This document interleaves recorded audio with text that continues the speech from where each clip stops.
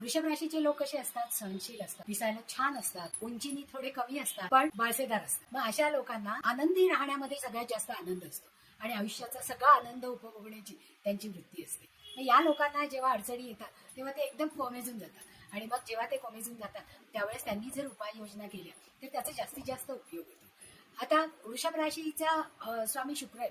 शुक्र म्हणजे सगळ्या लक्झुरियस आयटमचा तो कारक आहे. मग असे लोक सगळं त्यांना उत्कृष्ट हवं असतं. मग या लोकांनी महालक्ष्मीची उपासना करणं गरजेचं आहे. आणि महालक्ष्मीची उपासना करायची म्हणजे काय, की जी देवी सालंकृत आहे त्या देवीला प्रसन्न करून घेण्यासाठी दुर्गा सप्तशतीचा पाठ म्हणायचा, कुंजिका स्तोत्र म्हणायचं, श्री सुक्त म्हणायचं किंवा ओम श्री महालक्ष्मी देवे नमः हा जप करायचा.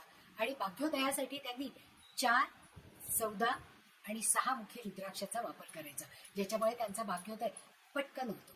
आणि त्यांनी दान करताना साखरेचं दान करायला पाहिजे.